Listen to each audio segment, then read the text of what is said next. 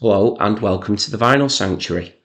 My name is Christian and I hope that you will join me in taking refuge in records.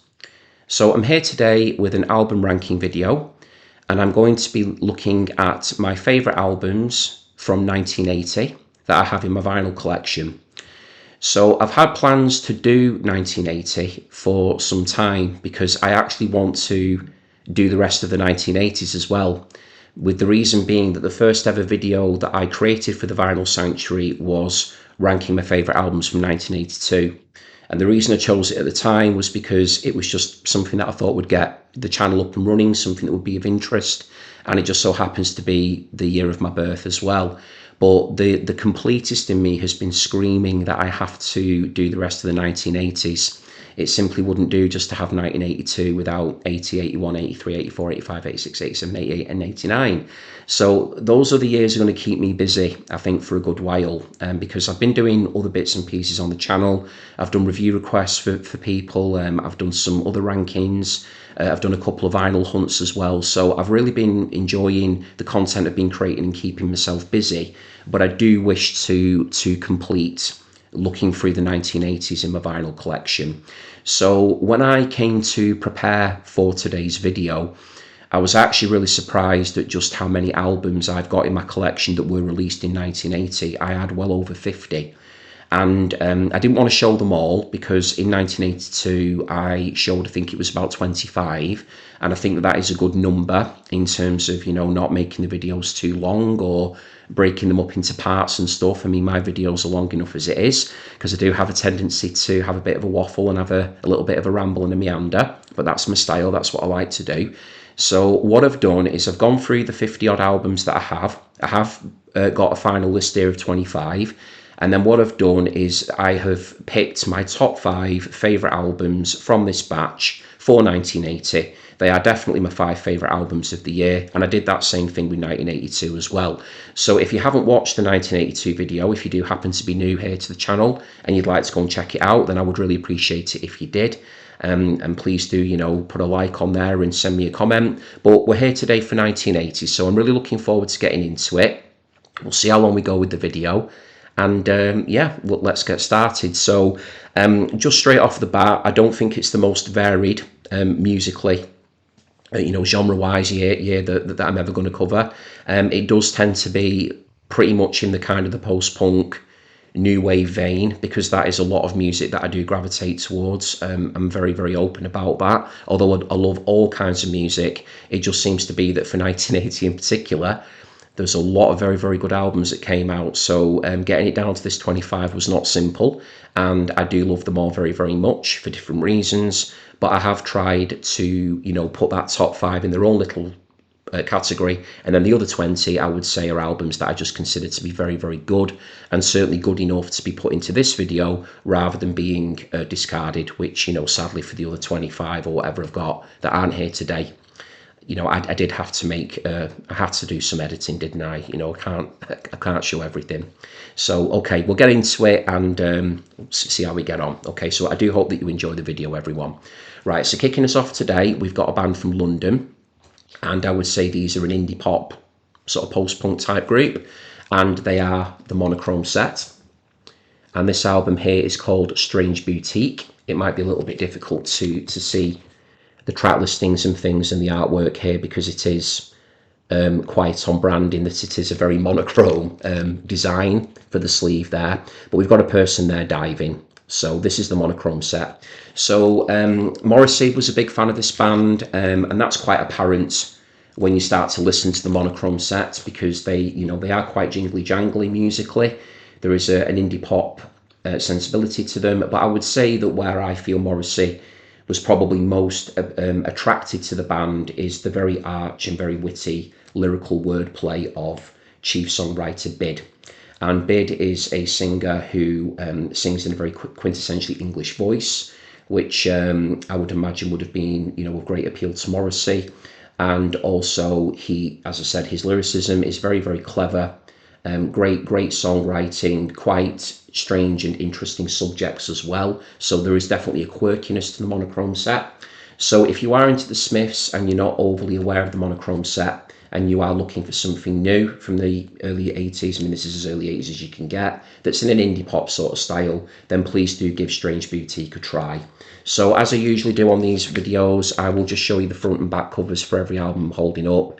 I'll mention a couple of favourite tracks as well, and anything anecdotal that pops into my head or any trivia, I will share that with you as well. So favourite tracks on here, I would say the opening track, which is called The Monochrome Set, and then I Presume in brackets. I do love the opening track on side 2, which is Love Goes Down the Drain. And I also really love The Lighter Side of Dating, which is the second track on side 1. And then we have a tune towards the end of side 2, which is called Goodbye Joe. And I believe that that is in reference to Joe D'Alessandro, who was part of Andy Warhol's Factory contingent. So that is the Monochrome Set there with the album Strange Boutique. Okay, so coming up next here, we've got a legendary band, Swindon's Finest, one of the UK's finest, wonderful group. This could easily have been in my top 5, but competition was very, very, very strong. And that album here is Black Sea by XTC. And this is a truly wonderful album, one of my favourites by the band. Wonderful front cover there as well. You're probably going to hear me sing the words wonderful and striking quite a lot, as is the case with me. I do need to mix up my adjectives a little bit. But they do tend to be words that come into my head, and I do feel that I use them applicably, but I will try and mix them up for future vids. So what we've got up here is, I'll try and do my pointing as well, which isn't always the greatest. So I'll use this hand. So over here we've got the bird there is the X. Then over here we've got the T, and then over here we've got the C. So they've very cleverly there rendered their name, the band name there at the top. But, you know, for those who are uninitiated, it can be easily missed that does in fact say XTC. And yeah, this is just brilliant songwriting. You know, you've got your two principal songwriters here with Andy Partridge and Colin Moulding. There's some great songs on here by the band, some of my personal favourites. It opens up with Respectable Street, which is so, so good. Great lyrics on that one. I mean, great lyrics come standard on XTC tracks, but even within their discography, Respectable Street is really up there from a lyrical standpoint. Generals and Majors is superb as well. Very, very catchy sort of whistling riff motif type thing going on in that one. With the military style to it. Sergeant Rock is Going to Help Me is one of XTC's more popular songs. Love at First Sight is on here as well. So, and I must mention Living Through Another Cuba, which is a superb track. So a very consistent album throughout, very strong. And if you are new to XTC, I have mentioned, in another video, English Settlement is a great place to start as well. But I do think as well that, you wouldn't go far wrong starting out with Black Sea if you are new to this band. And I personally recommend them very, very highly indeed. I do think that they are truly brilliant. Okay, so the next one now that I'm showing you, we're going over to Ireland.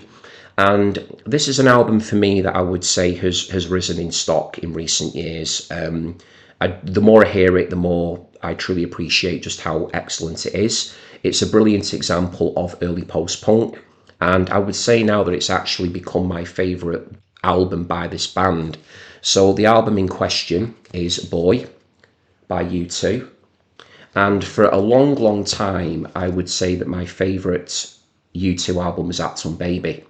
I still love that album very much, but I would say now, I do feel that Bowie's overtaken it, and I do accept that there may be people in the comments, if you wish to comment, that could say that that is a rather ludicrous claim. What about Joshua Tree? What about, Unforgettable Fire? All these other wonderful albums that they've had out, War and, October has got its fans as well. But I really feel that this album for me is one of U2's very, very best, and I'm starting to appreciate it so much now that it's sort of coming up as a really fine example of prime 80s post-punk. And I think as well, because I'm such a big fan of the Chameleons, groups like that I just hear so much quality in these grooves. So it opens up with I Will Follow, which is just a tremendous, tremendous track. Really great opener. I also love as well Into the Heart, Out of Control. There's some really great, strong anthems on here.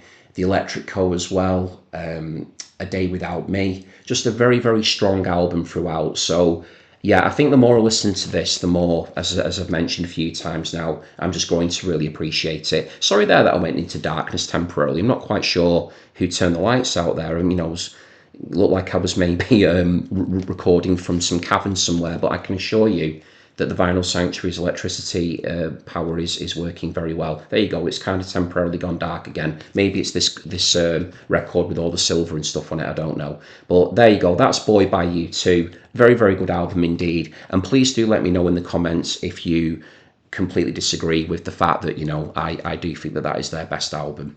But certainly one of the best of 1980. I don't think many people would argue with that. Okay, so now we're going over to a great band that actually has links to the Monochrome Set, who I just showed a little earlier. So if there was ever a person, in my opinion, that was born to be a pop star, it was Stuart Goddard. And Stuart Goddard is adamant. And this album here is Kings of the Wild Frontier by Adam and the Ants. What an album. I mean, I love listening to this album so much. It's got here on the hype sticker that it features Dog Eat Dog, Kings of the Wild Frontier and Ant Music, which are all superb tracks. But yeah, I mean, just even now when you look at him, that whole aesthetic that he came up with, this sort of, with the sort of, the Native American face paint, I think that is, the war paint. He's got that, the sort of the dandy highwayman thing going on, and just the whole look of him. He was just destined to be a pop star, and he had the talent to back it up as well. Really great songs, brilliantly subversive in a lot of ways. These were huge hits as well.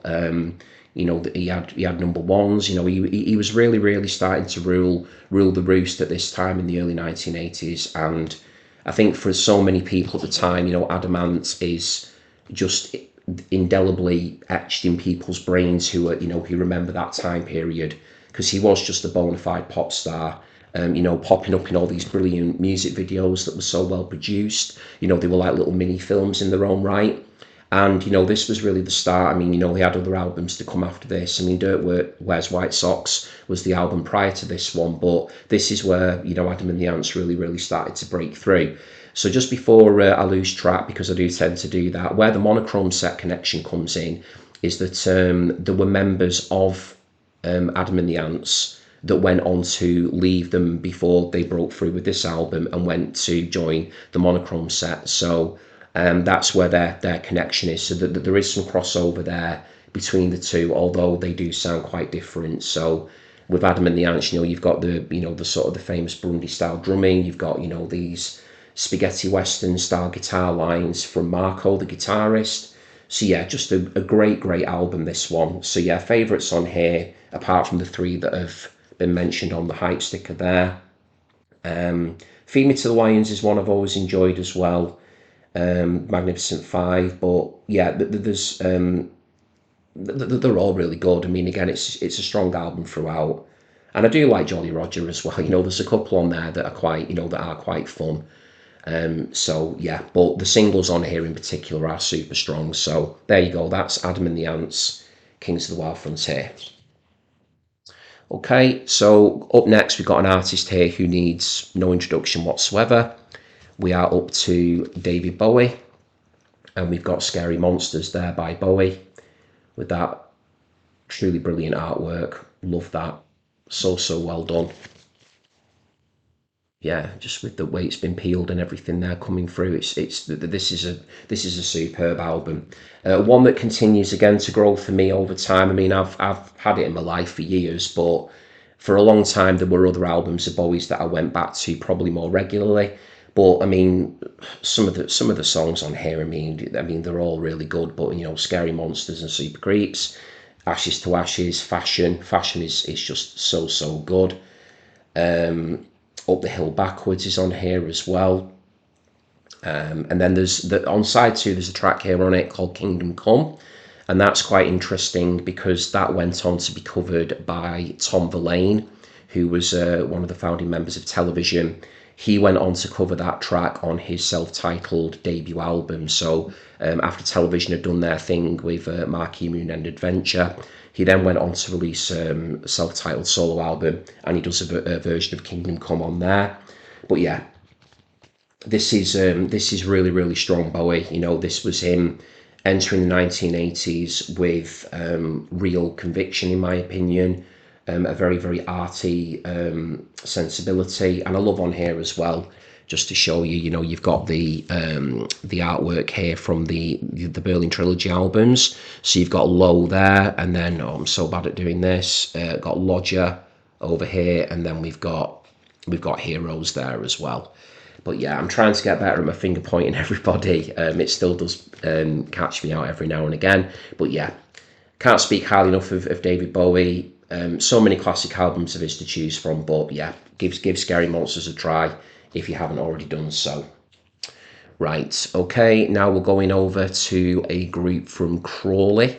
And I know that the lead singer, because he's stated it many times over the years, is a big, big fan of David Bowie. And this band actually have laid down a very good cover version of Young Americans during their career. But Young Americans does not appear on this particular album that I'm going to show you now. But the album and the band in question is The Cure, and this is 17 Seconds. So very, very doomy and moody and very gloomy, a bit like that front cover. But that is how I love a lot of my music when I'm in the mood for it. I really do. Can't get enough of it. When I'm in that mood and I need that type of thing, I will gravitate to it so often, which is probably why I've got these albums in my collection, you know, let's face it.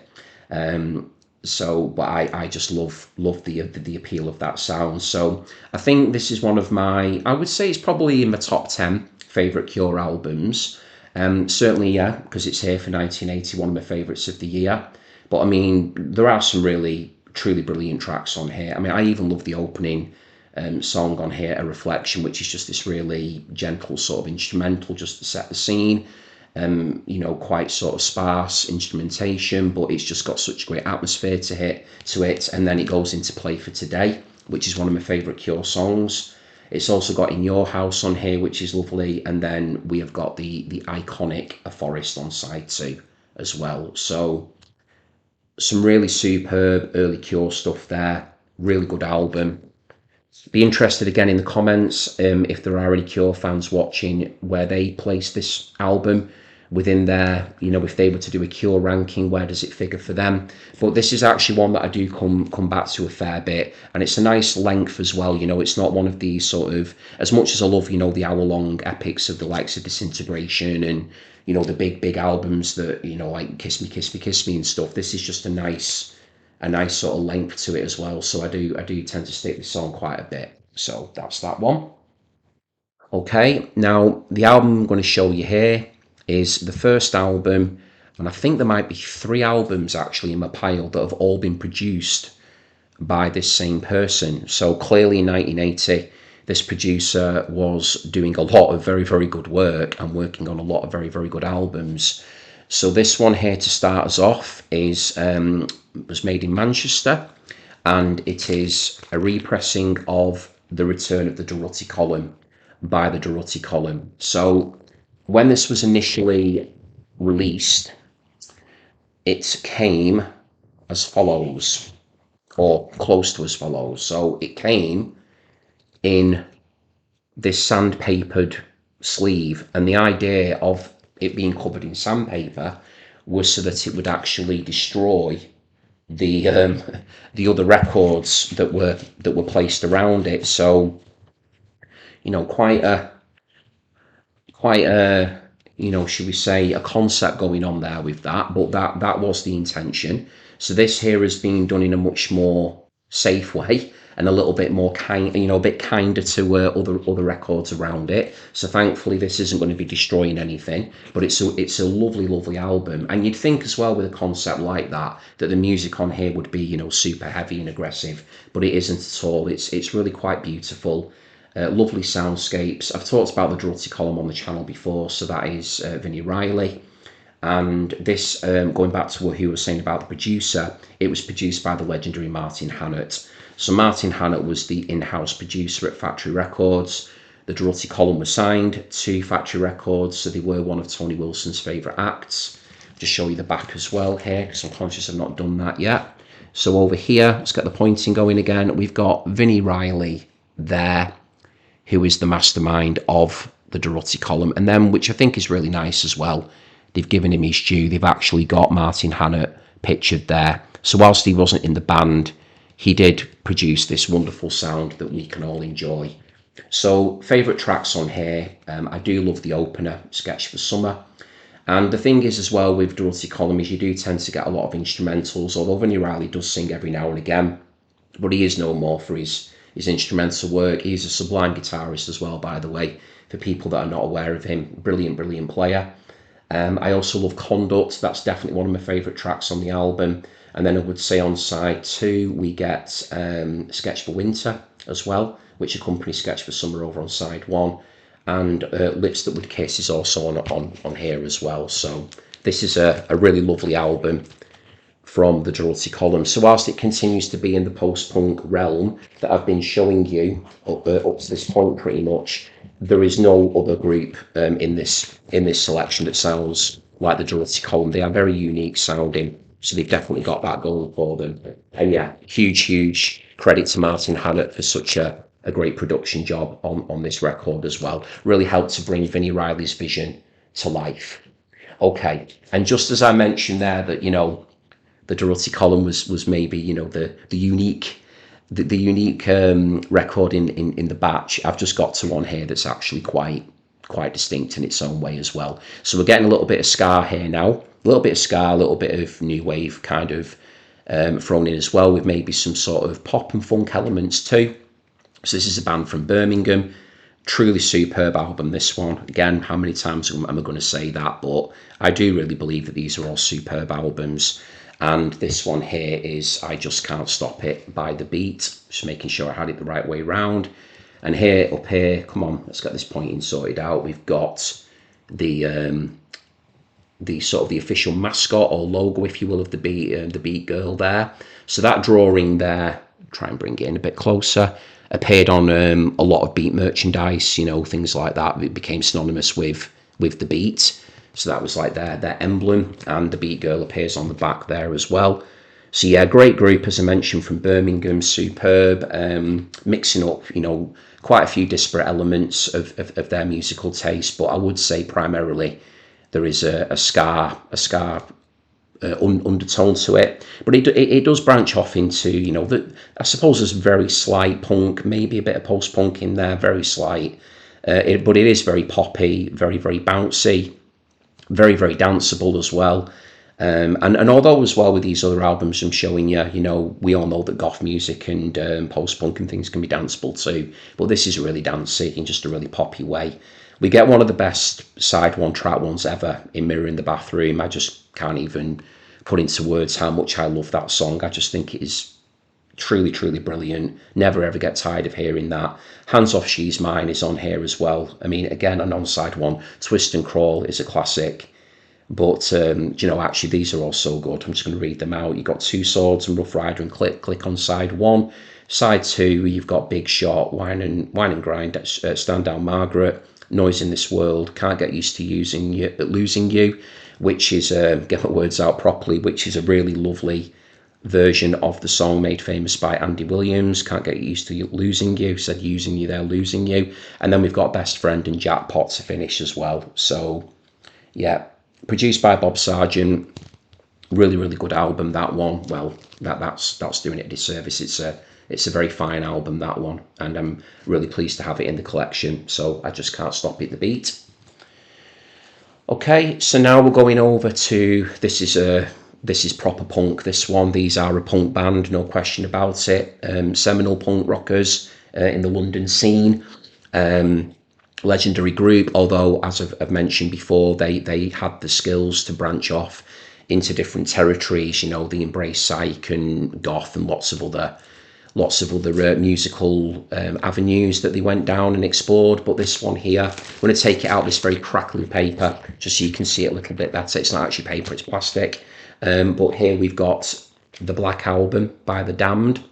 So this is a reissue, and we've got there the eyes there, if they like Children of the Damned there with those eyes there. So there's the Damned there. Captain Sensible down the bottom. He's one of my favourite ever guitar players. Yeah, this is an epic album. It's a double album, so you get 4 sides of music. I've read before that it's been described as being quite well, I did actually read one time that it was described as a bit like a schizophrenic record, which, you know, I'm not always happy and always feel that great about terms like that being used to describe music and stuff. But you know, I can see what the intention is, and that they're just, you know, saying that it's kind of mixed up in sort of different varieties of genres, and I think, you know, different blends of music and that sort of thing. It kind of veers from one thing to the other.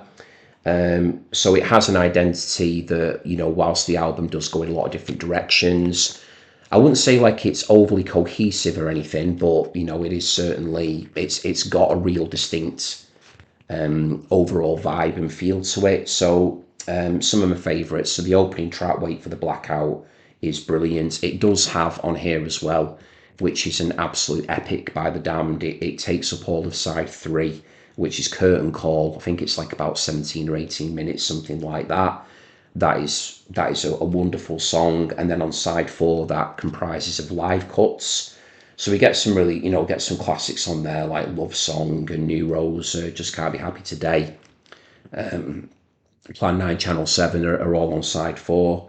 What other ones do I love though on sides 1 and 2 as well? Oh yeah, 13th Floor Vendetta's on here, which I do think clearly that title is a, you know, reference to the 13th Floor Elevators, who were a legendary, you know, psych band from Texas, led by Rocky Erickson. I'm pretty certain that you know, the Damned would have been huge fans of that sort of music. You know, the likes of Love as well, and, you know, music going on on the West Coast scene and all over other parts of America as well. But yeah, this is a fine album. Probably not an album to get started with the Damned, if I'm being quite honest with you. I would probably recommend maybe their debut or Machine Gun Etiquette, perhaps, from those earlier records. But this is a truly great album. If you start really getting into the Damned on a deep level and you want something a bit epic and something that's going to test you in a really positive way, because the music on here is superb, then I would go for the Black Album by the Damned. And once I've put this away in its crackly cover, we'll move on to the next one. Okay, so up next we've got another UK band here, and I would say another group that were very much influenced by Bowie. So we've already had Bowie represented here with Scary Monsters. These were also a group that I feel was sort of maybe kind of put in with the New Romantics as well for a time, just because of the period that they were operating in. But I think a big part of it just came down to how they looked. And that band here is Japan. And this is Gentlemen Take Polaroids. And that front cover is just so good. David Sylvian there, who's the lead singer of Japan.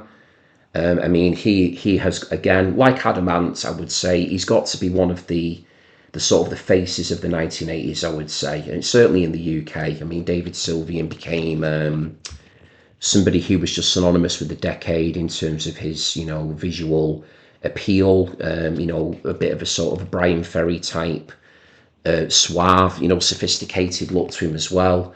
Yeah, I mean, he was somebody that was just immediately from photographs and things, you just knew with Japan that this was a band that people were keeping their eye on. And I do think as well that the visuals of the band, in terms of how they did look, is really in keeping with the sort of music they created as well. Very elegant music, but does have experimentation to it as well, a pop sensibility.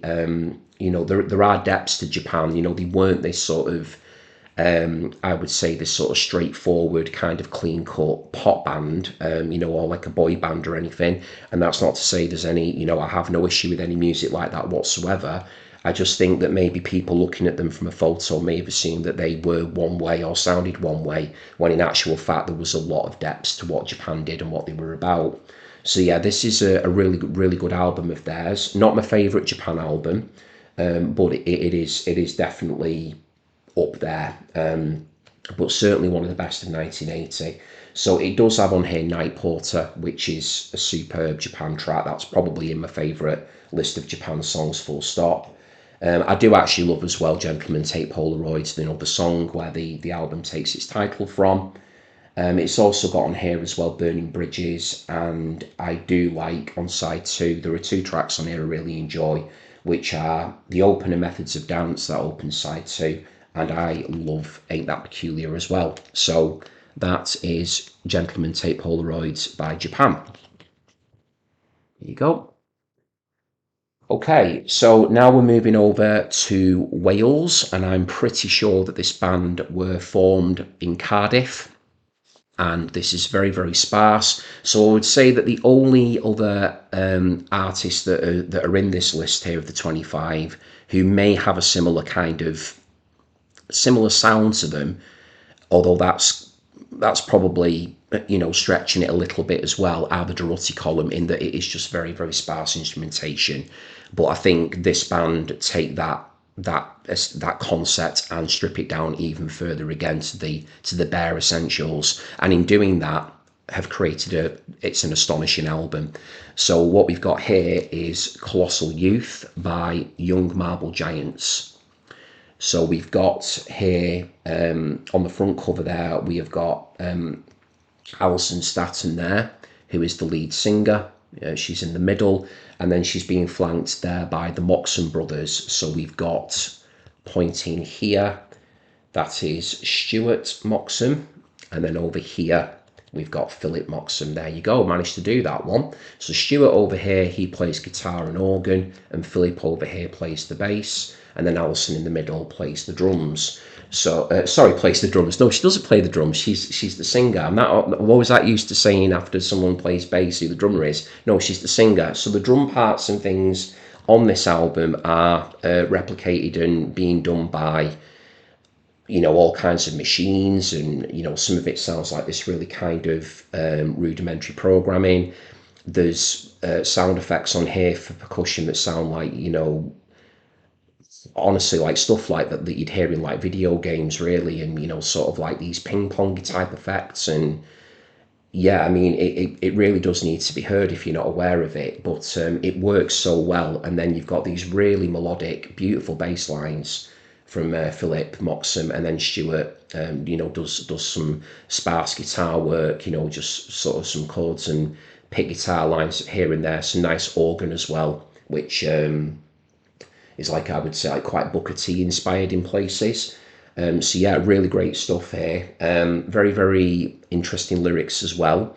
And Alison Staton's got this kind of sing-speak delivery. So favourites on here include Me Out on side 1 is excellent. Eating Nodder Mix is really, really good. I do have a particular affection for that one because it is about it is telling the story of a journalist, basically. With me being a former journalist, I can't help but feel some affection towards that one. Somebody going out reporting on a case for the for the newspaper, taking the pad and pen out. Constantly Changing is excellent, and then I would say one of the big, probably the most famous song on here, because it was covered by Hole, Courtney Love being a fan, and obviously Kurt Cobain was a big Young Marble Giants fan as well. You've got Credit in the Straight World on here as well, which, yeah, Hole did do a cover of that. So people may be aware of the song or the band through that connection, but this is definitely worth hearing in its own right.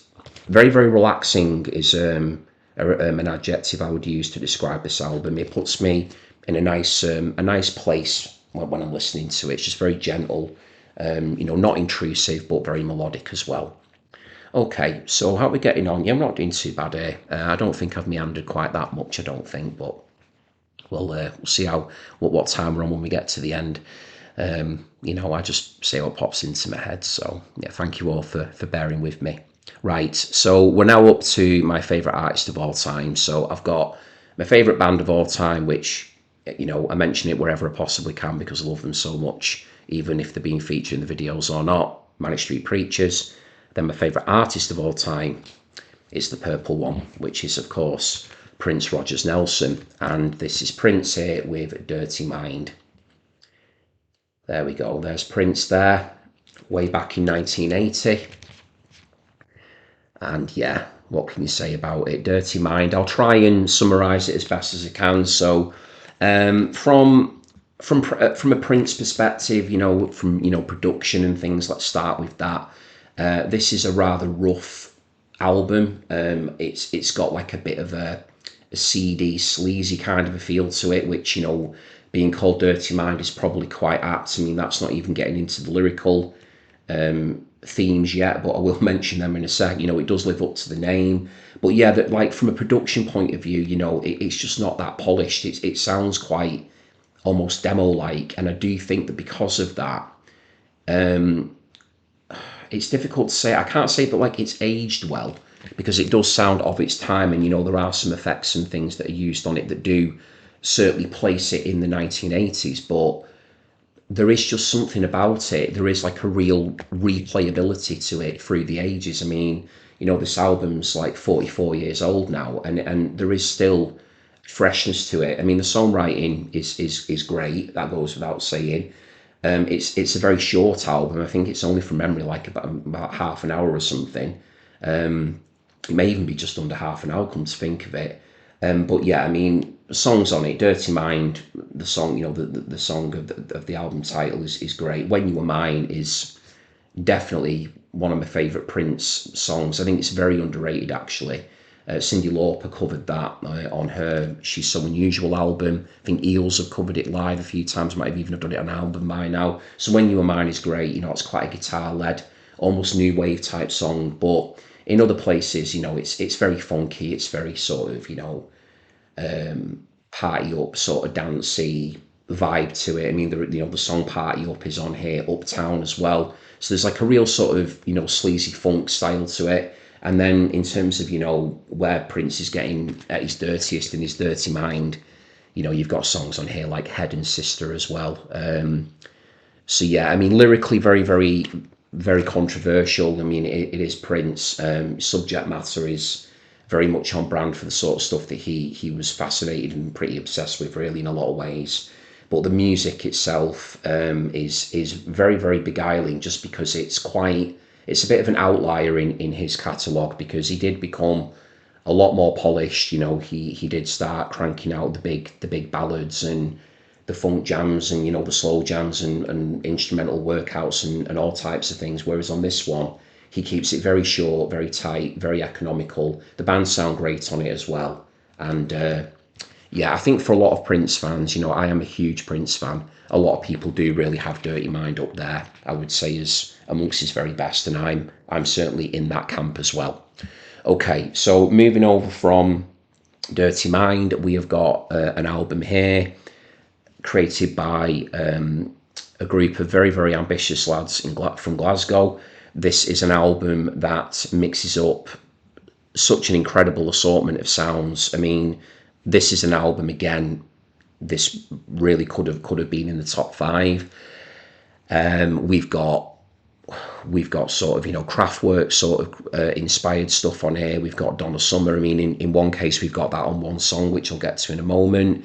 Very experimental, bit of Roxy Music stuff going on in there. There's a bit of a post-punk or punk vibe to it. But that album is Empires and Dance by Simple Minds, and this is definitely still to this day one of my favourite Simple Minds albums.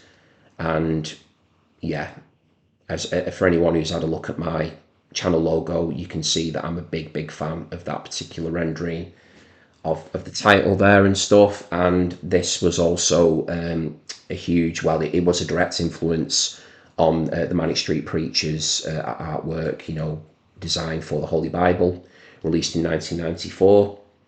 But I've got my Manics referencing again, so we'll stick to Simple Minds now.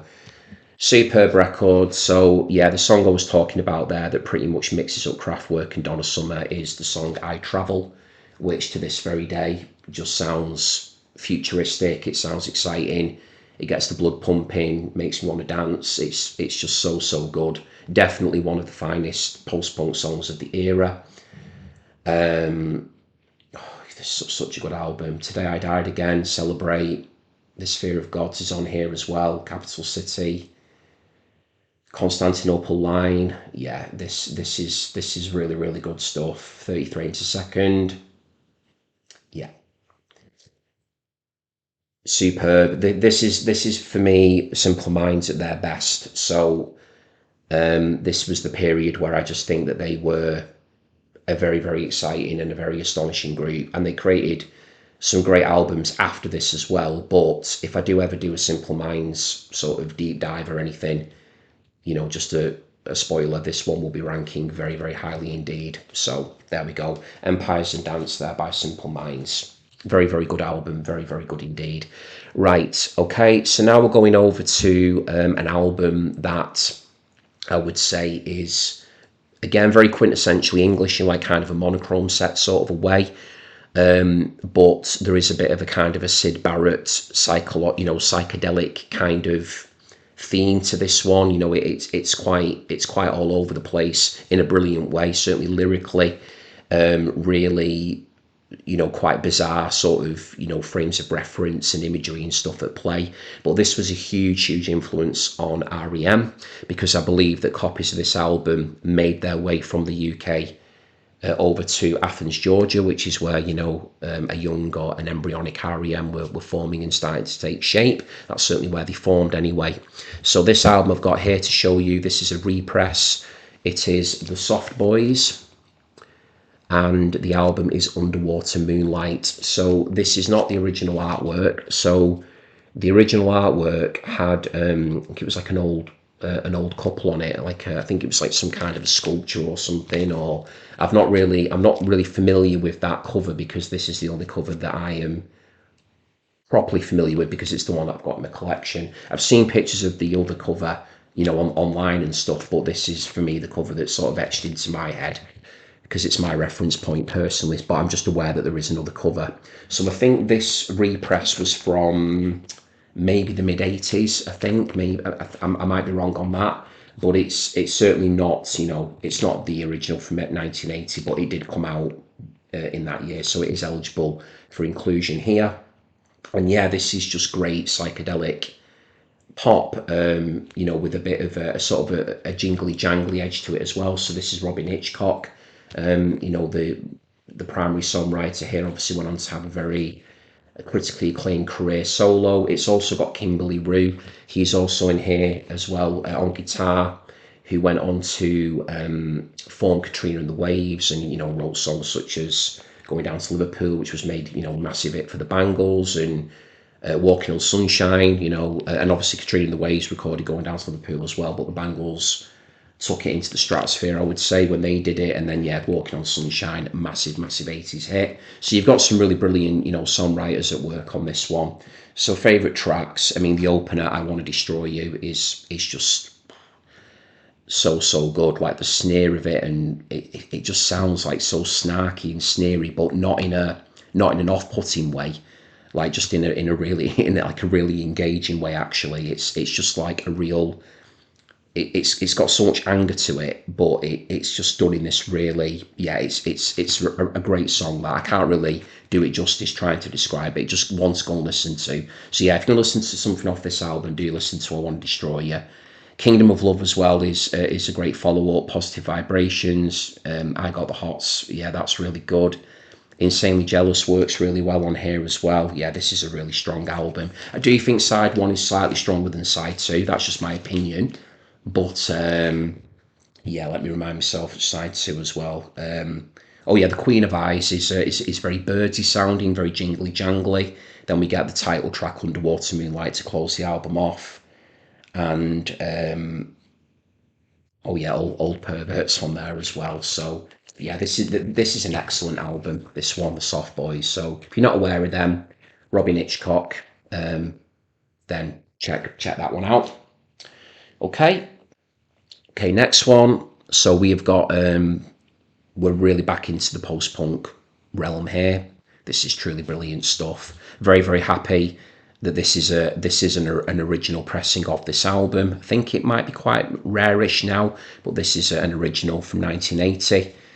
So I'll just show the record first, and we can get talking about it. So this album here is Jeopardy by The Sound, UK post-punk band led by the late great Adrian Borland. Wonderful talent. I'm not going to get into that, because that would be like a piece in itself. But yes, a very tortured artist. I think it would be fair to say in a lot of regards, as regards the music and what he strove for and what he was trying to achieve in his career. Very, very tragic set of circumstances surrounding his life, but then he also had these wonderful moments of triumph when it came to actually laying down music. He was such a revered musician. I mean, everybody who's a fan of the sound, people that are aware of him, know just how exceptional Adrian Borland was. I mean, he was an unbelievable talent, such a great songwriter. He could produce, great singer, a very distinctive vocal style, superb guitarist as well. So, Adrian Borland could do the lot. And this album here, Jeopardy, is, again, I think it's one of the best UK post-punk albums out there, even to this day. So favourites on here, the opener, I Can't Escape Myself. Again, if you're just going to listen to me and take one song away to go and give a try, if you're not aware of the sound, please do listen to I Can't Escape Myself. Then we get into the absolute rush and the energy of Heartland that follows up that song. That's track number 2. Then we've got Words Fail Me, and then closing side 1. We've got this plea of about missiles, about who's making them, who's making these missiles that are basically destroying the world. So there's a real a very impassioned and a very angry set of vocals on that one, because it's making demands and wanting to know why are the people out there that are that are destroying the world and causing so much destruction. As you can see there from the photograph, that really does summarize the sort of the concept and the lyrical themes of the album. Really, it is discussing war and destruction and just what is going on a very deep and meaningful level. And then side 2, Heyday, is a great song. Night versus Day, Resistance, Unwritten Law, all superb. Great album from start to finish. That's the sound with Jeopardy. Okay, now we'll get into one of my favourite ever female singers, another post-punk band. This is truly one of their very, very best. Again, UK, and this is Kaleidoscope by Susie and the Banshees. And as you can see there, and I'll flick it back over then so you can see properly, from the hype sticker, featuring the hit singles Happy House and Christine. And I've spoken about Christine on another video, so you can go and have a look for that. Might be like a little bit of a treasure hunt there for you to go and see what video I could have been speaking about regarding Christine. So I won't go into Christine again on this one, but it's a brilliant song. I'll just mention that incredible guitar chord that opens the song up by John McGeoch, who's a wonderful talent, great guitar player. And yeah, what else have we got on here that I love? So yeah, Happy House opens things up with that superb drum work by Budgie. Absolutely love the drumming on it, and I love the sound of this record as well. Trophy, Tenants, these are just some of my favourites on it. Red Light, yeah, Paradise Place, and then it finishes with Skin. But again, this is an album all the way through, start to finish. Superb work from Susie and the Banshees. An album that I have played so many times over the years, because yeah, Susie is one of my favourite ever singers. So well done to Susie and the Banshees with that one. Okay, so let's see how many we've got left. So we've still got quite a few before we get to the top 5, and then we'll be getting into the top 5. Right, so the next one here, this is a repress as well. I'm going to show you different artwork to when it was originally released, and it had a song added to the track list as well, because this song became a big hit for the band. I did used to have the original 1980 copy of it, sold it a while back when I needed a few quid, but then I got this version back that was the reissue with the extra song added on that the original didn't have. So this is a band that were formed in Liverpool, and it is The Teardrop Explodes with Killamanjaro. So a lot of people do prefer this front cover to the original, which was like just a picture of the band on the front looking very, shall we say, a little bit worse for wear, a little bit spaced out, and it was, sort of rendering this sort of doomy, dark sort of colours. It's not the greatest photograph in the world, the original artwork, but the song that has been added to this pressing is Reward, which is definitely one of the Teardrop Explodes' most famous song. I mean, it arguably or quite possibly is their most famous song, and it's a brilliant blast of trumpet-led excellence. Great horns on it, great beat. Yeah, just superb. But yeah, what you've got on here is a bit of psych, a bit of garage rock, post-punk again, a little bit of new wave on there. So it opens up with Ha Ha I'm Drowning, which sets the scene of the album really well. Sleeping Gas is lovely, big fan of that one. Treason was another great single on here as well. Treason's superb. And then the aforementioned Reward, and then side 2, Went Crazy is always one I've been a fan of. Bouncing Babies is excellent as well. That's one of the more famous ones on it. Then we've got Books, which I'm pretty sure Julian Cope, songwriter, lead singer and bass player in the Teardrop Explodes, he co-wrote that with Echo and the Bunnymen, Ian McCulloch. And then it finishes off with When I Dream, which is superb as well. So that is a really good album, Killamanjaro by the Teardrop Explodes. Okay, so now we're getting here to one of the best debuts in rock, really. Again, could have been in the top 5, but I had to make choices. But yeah, this is brilliant. So we've got here The Pretenders, self-titled album. And I think just as I'm going through these records, you can just see what an incredible year for music 1980 was. And I think even if some people out there are watching this video and they might not be, huge fans of everything I've shown, I think it would be very difficult to just dismiss or disregard, even if you're not a huge fan of these bands or albums, that there isn't some quality there. I mean, there just must have been something in the water in 1980, whether it's just because it was the dawn of a new decade. The 1970s had come to an end. You just had all of these brilliant ideas. People just were making waves in so many different ways, drawing influences from so many different places, and it just seemed to be, it just all culminated because this is just such a strong year for me personally. So yeah, The Pretenders. So Chrissie Hynde there in the middle in the red jacket, brilliant songwriter, super unique, distinctive voice. You've got one of my guitar heroes over here in James Honeyman Scott, there with the shades on. And then we've got Pete Farndon there as well, over Pete Farndon here. So bad at doing that. Pete Farndon there. And then we've got Martin Chambers on the drums over here. Okay, sorry about that, covering everybody's faces up. Okay, so favourite songs on here, I have to say straight off the bat, Kid, because it's got my favourite guitar solo in history on it. Just listen to it, it's just wonderful. Brass in Pocket, the big hit, number 1. Brilliant song. Private Life on here as well, which I think Grace Jones went on to do a version of that. Pretty sure Grace Jones covered it. Stop Your Sobbing's on here, which is, the Pretenders' take on the Kinks classic. Tattooed Love Boys as well. Mystery Achievement, Lovers of Today. Yeah, this is all killer, no filler. You cannot go wrong with this album. I think pretty much, many rock collections, vinyl collections, rock enthusiasts, etc., would have this album in their collection. It is a staple. I would say it's an essential one to have. Okay, so that's The Pretenders. Then we've got just 2 here left, and then we're getting into, let me just double, yes, 2 left, and then we're getting into the top 5. Okay, so let's see how we're getting on. Right, so brilliant group here from New York.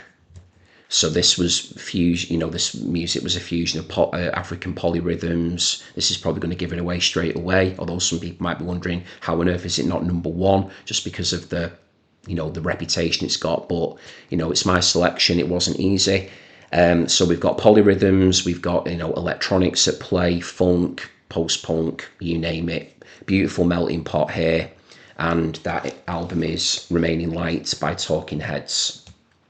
So if there is a Talking Heads album that you need in your collection, I would say it has to be this one.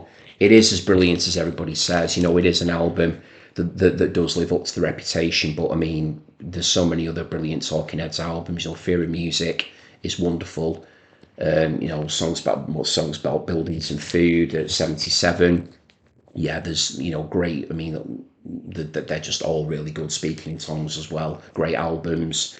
So yeah, on this one we've got Cross-Eyed and Painless, which is one of my favourites. Of course, it's got the absolutely, you know, I suppose decade defining, once in a lifetime. And the reason I say that is just because of, not only because it's an incredible song, but that super famous video, you know, David Byrne doing the dance and, you know, sweating in the suit and the glasses and everything. I mean, that is just iconic now, isn't it? Once in a lifetime.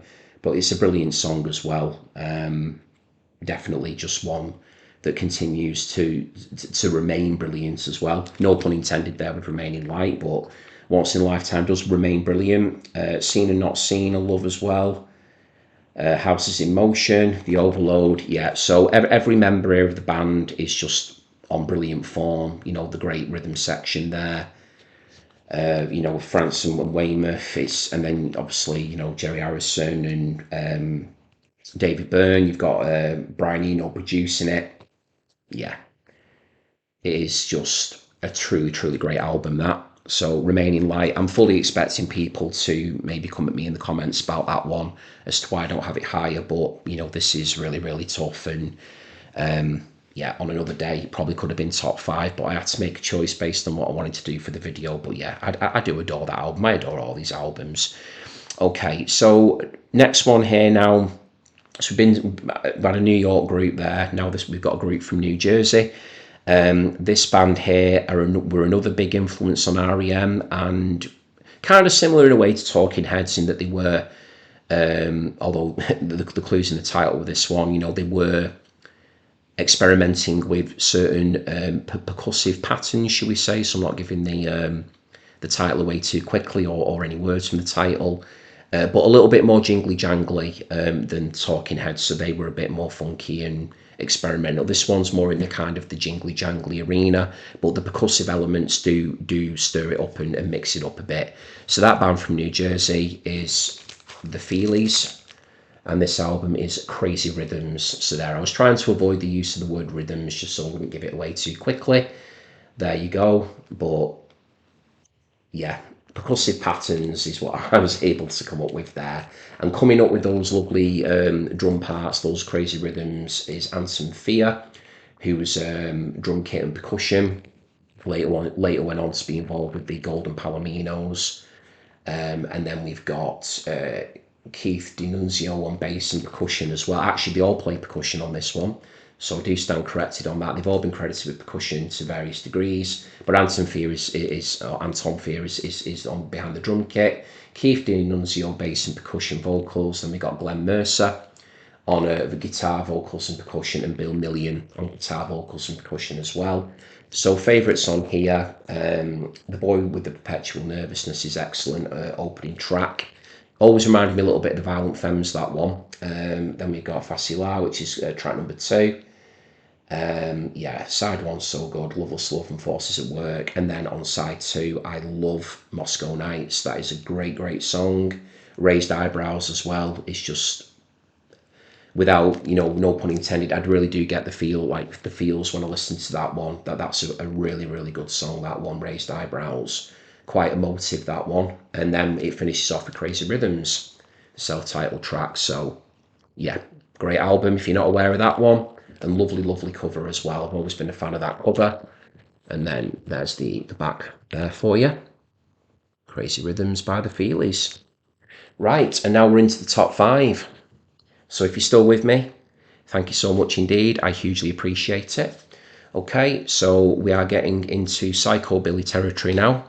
This is one of the very, very, very best, possibly the best, and that album is Songs the Lord Taught Us by the Cramps. What an album. So there we got Poison Ivy, Brian Gregory, Lux Interior, and Nick Knox. There they are on the back as well, and they're all on absolutely stunning form on this album. Poison Ivy in particular, easily one of my favourite ever guitar players. She's just extraordinary, love her to bits, brilliant player. Brian Gregory's on guitar as well. He's adding more texture. Didn't have a bassist at this point. Nick Knox is just, you know, absolutely rock steady in the beat, and then Luke's interior is just, howling away and yelping and crooning and, making all kinds of wonderful noises with the voice. So yeah, Luke's interior is superb as well. So yeah, where do I start with this one? So good. Yeah, so it was, recorded in Memphis, Tennessee. I'm pretty sure, yes, it was. It was produced by Alex Chilton, famously of Big Star and the Box Tops as well. So Alex Chilton, who's a music legend, produced this record.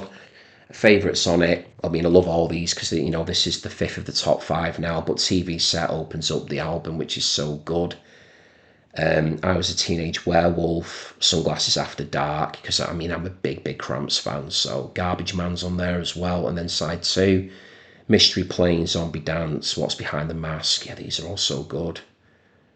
Tear It Up, and then we've got Fever on there as well. Really great take of on Fever. Give 'em a fever. Yeah, really good. So used to brilliant effect in the film Near Dark as well. So again, I do tend to get film references into my vids if you're new to my channel.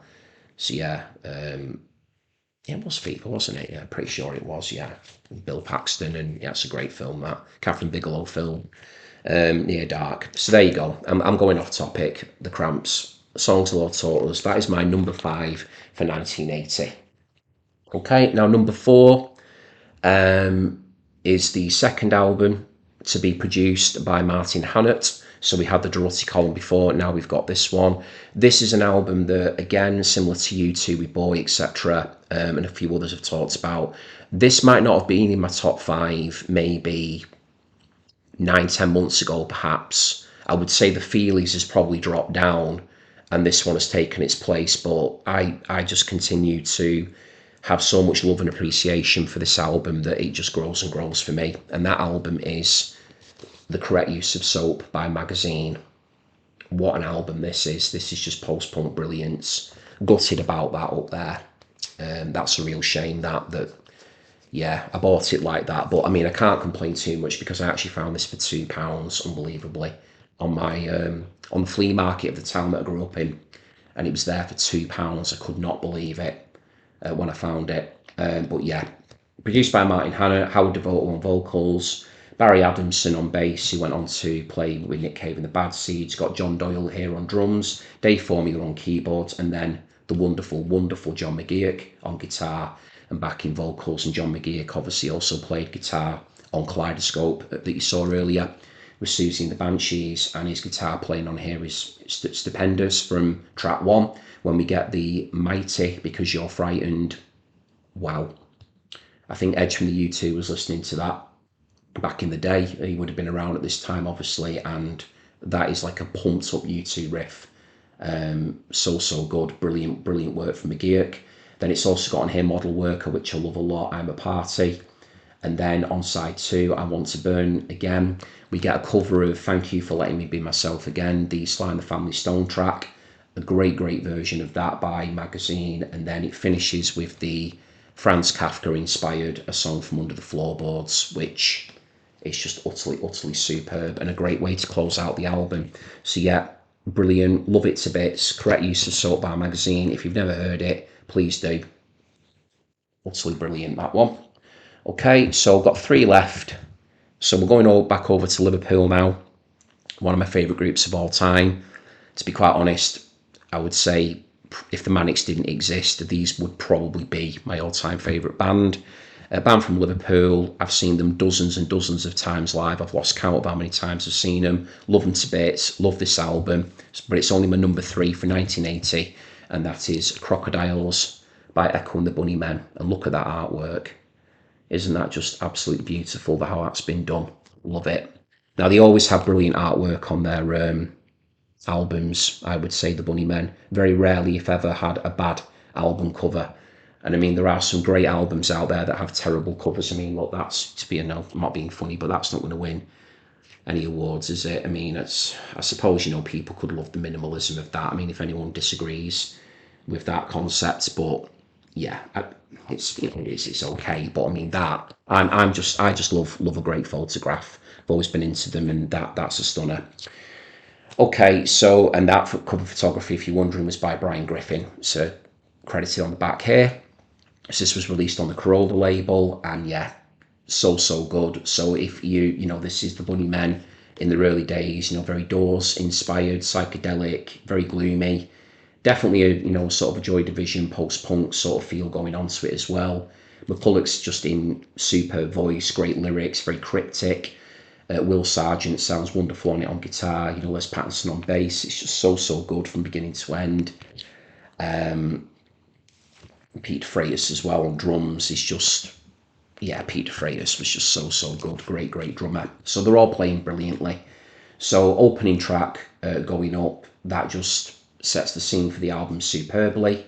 Then we get, well, I'm just going to read these. Also good. Stars of Stars, Pride, Monkeys and Crocodiles. And side two is really strong. Such a strong side. Got Rescue, one of my favourite ever Bunnymen songs. Great riff from Sargent. Villiers Terrace is amazing.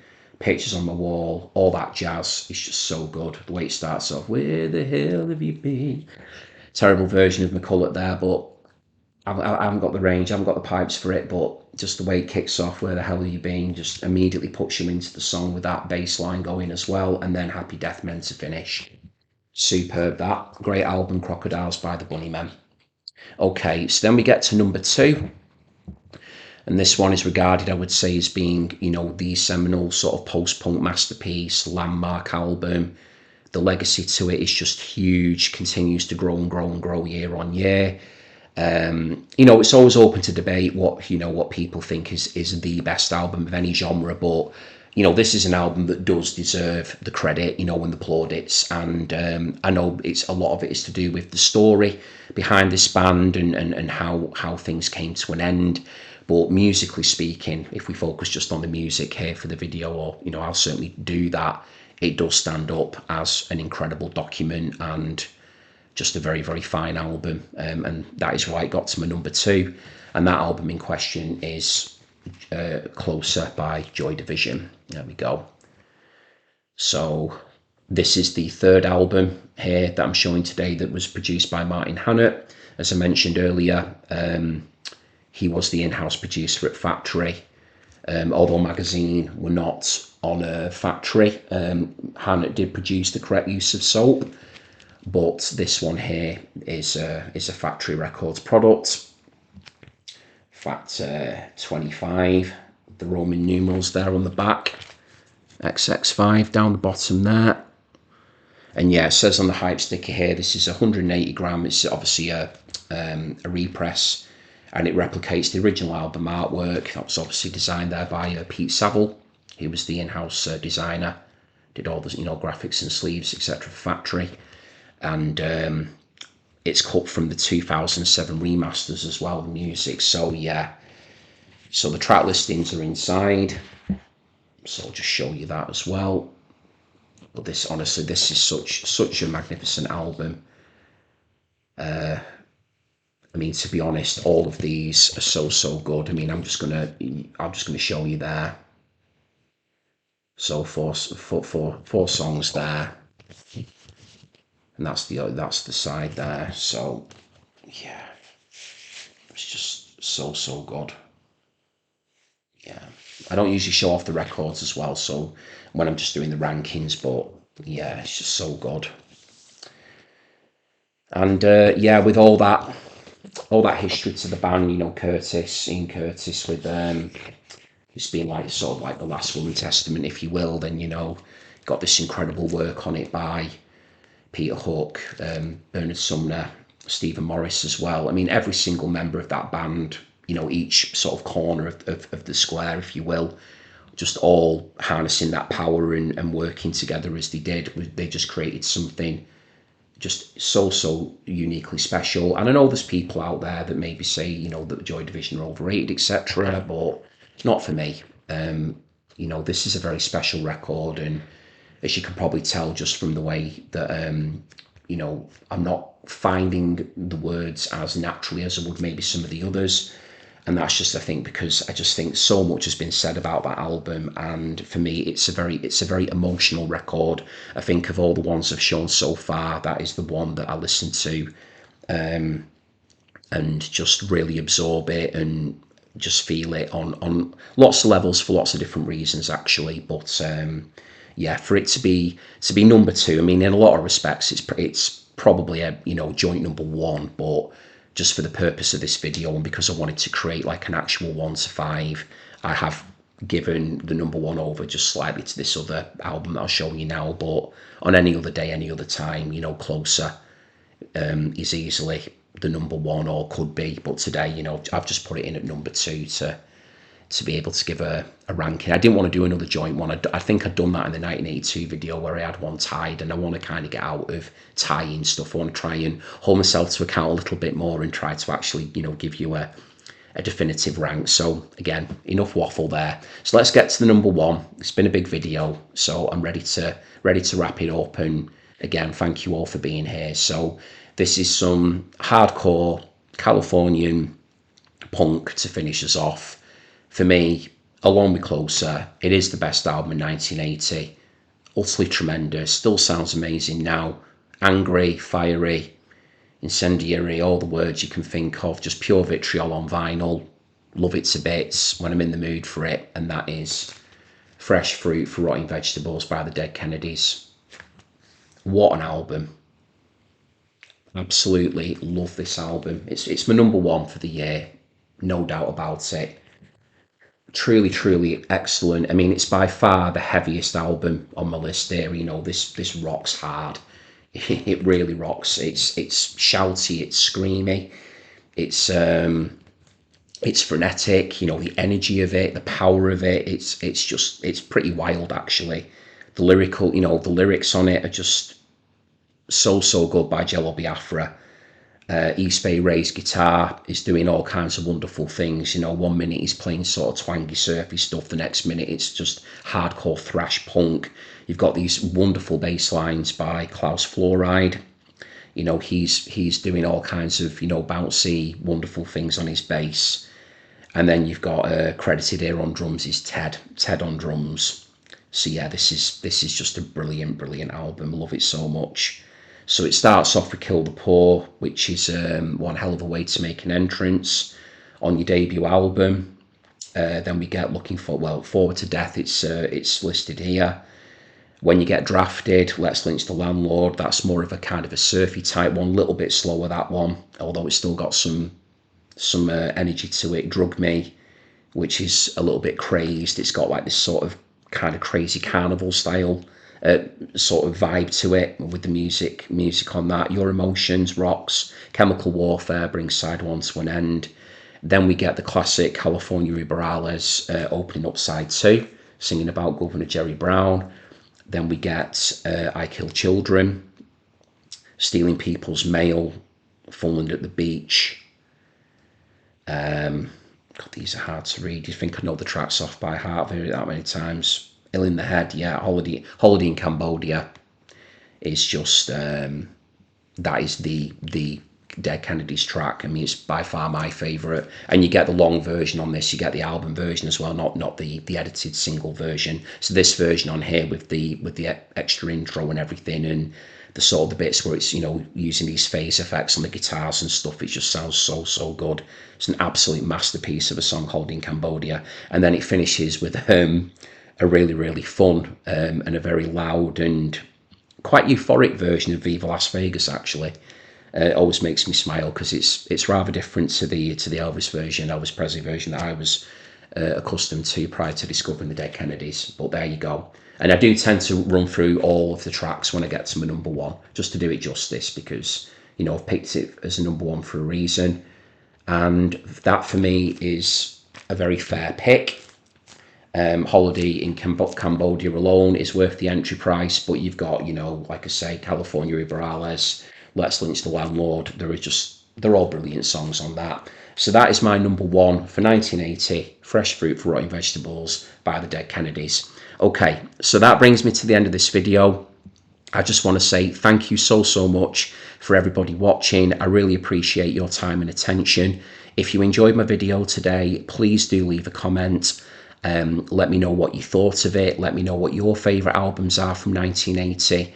If there's any that I've missed or anything like that. Obviously, I can only choose albums that are in my own collection, and I do have over 50 for this year, so editing them wasn't easy, but I did have a go at doing that. But do let me know what you think. If you did enjoy the video, then please do put a like, or consider putting a like on the video. That would really mean a lot to me. It does help to support me in the channel. And if you're new around here as well and you haven't watched videos before in the Vinyl Sanctuary, and you like the way in which I deliver my content and the way that I like to sort of explore these records in detail, then please do consider subscribing to the channel as well. That would mean a lot. I'm still quite a new channel. I'm still continuing to grow, and any support that I continue to glean and to bring together from people is always hugely appreciated as well. And yeah, if you did like this today and you want to maybe go and check out some other videos, then please do so. I always encourage people to do that. And yeah, leave some comments, because I do love to interact with people. As much as I love having a good old gab and a natter on camera, I do love writing as well to people who take the time to write to me. So you can always be assured that you'll get a response from me. Okay, so I'm going to wrap it up there now. Thank you again for everybody listening, and please do stay tuned while I continue to work through the rest of the 1980s. But until then, thanks again, and goodbye for now.